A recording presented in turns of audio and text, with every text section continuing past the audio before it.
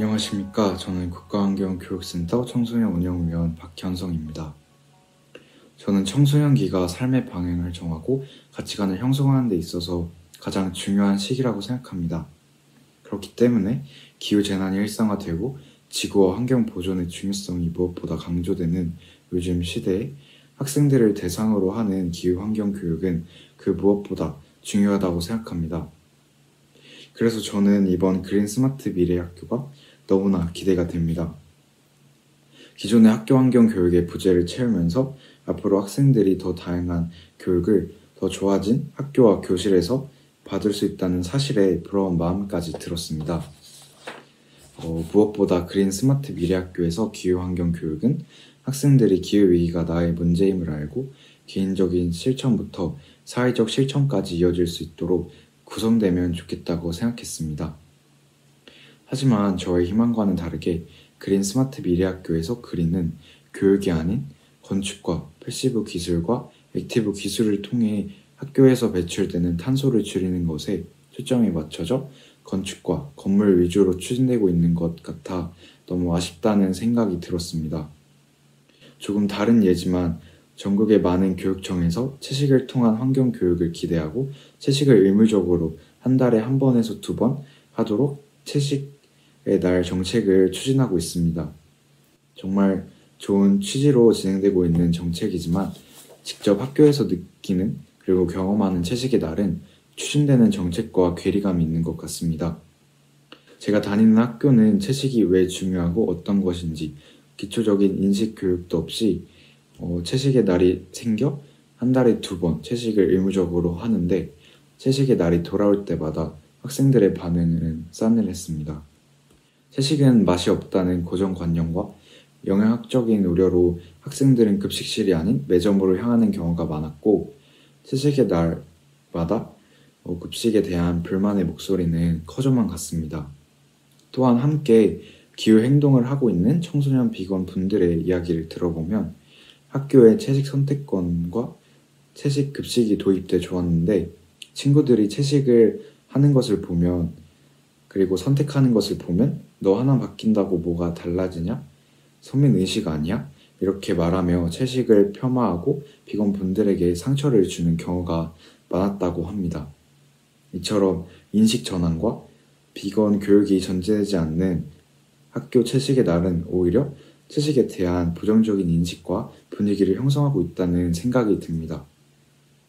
이와 같은 맥락으로 그린 스마트 미래학교도 분명 좋은 취지의 정책임은 틀림이 없지만 전반적인 인식의 변화나 체계적인 교육 없이 하드웨어적인 부분만 고려해 정책을 추진하게 되고 만약 학교가 에너지 부분에 있어서 학생들에게 조금의 불편이라도 가져오게 된다면 오히려 인식과 교육적인 부분에서 역효과를 가져오지 않을까 그렇게 걱정이 됩니다.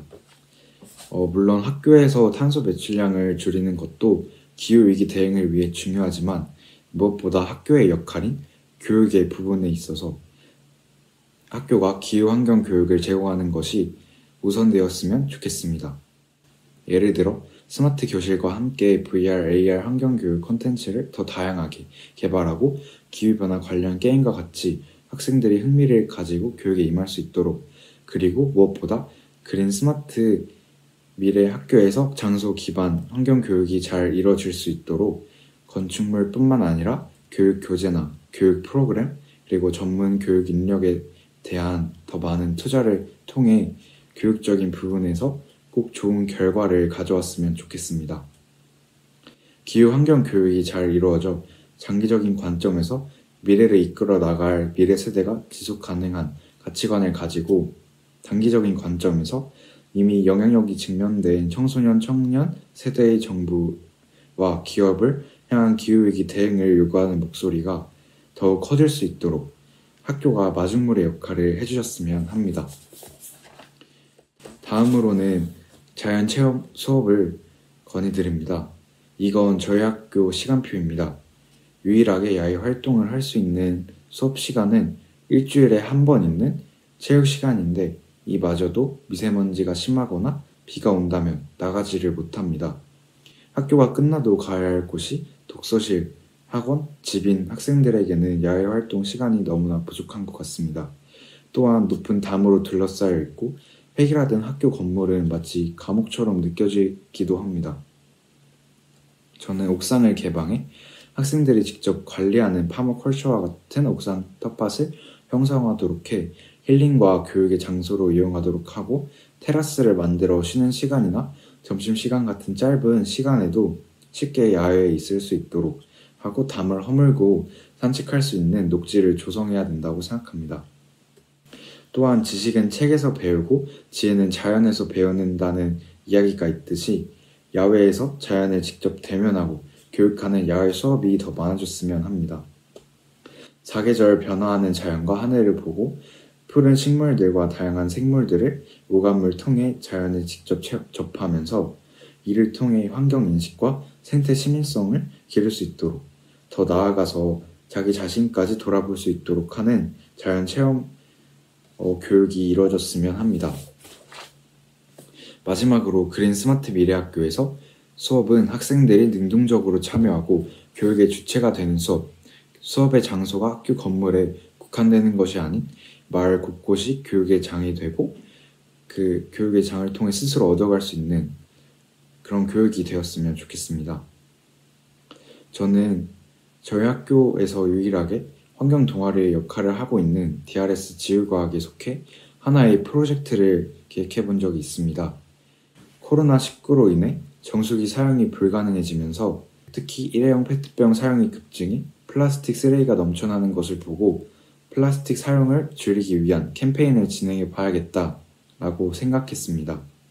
하지만 기존에 1차원적으로 플라스틱 쓰레기가 해양 생물들을 죽여요와 같이 자신과 먼 일 같은 문구를 이용한 캠페인은 효과가 없었기에 플라스틱 쓰레기가 인간에게 어떤 직접적인 피해를 끼치는지 직접 조사해보게 되었습니다. 동아리원들과 꾸준한 토의를 통해 마을 안에 있는 농장, 토양, 강, 바다, 마을에서 생산되는 농산물, 생수와 같은 사람들이 직접적으로 대면하고 접하는 것들을 실효화해 미세 플라스틱 검출 실험을 직접 설계하고 검출 실험을 통해 자료화했습니다. 결과적으로 성공적인 실험을 해 미세 플라스틱을 검출했고 이 내용과 미세 플라스틱이 인체에 미치는 영향을 조사하고 모든 내용을 취합해 카드뉴스로 만들어 홍보하고 텀블러 사용 캠페인을 진행했습니다. 확실하게 직접 자신에게 와닿는 피해를 제시하니 더 많은 관심과 참여를 받을 수 있었던 것 같습니다.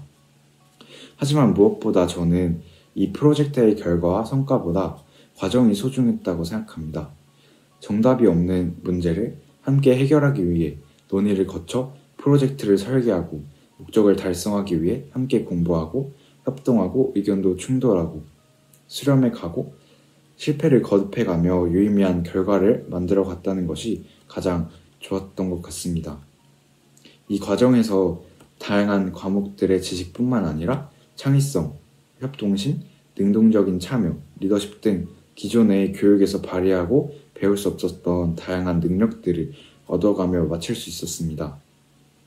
이처럼 그린 스마트 미래학교에서 교육, 특히 환경교육은 스스로 문제를 해결하거나 목표를 달성하기 위해 능동적으로 활동하는 교육이 되었으면 좋겠습니다. 또한 학교가 한정적인 건물에 국한되는 것이 아니라 마을 전체가 학교가 되어 동네, 하천이나 산, 아니면 옆 학교 과학실 또는 사회환경교육센터 등 마을 곳곳을 교육의 장, 교실로 삼고 다양한 스펙트럼의 것들을 배울 수 있도록 그리고 경험할 수 있도록 교육이 이루어졌으면 좋겠습니다. 감사합니다.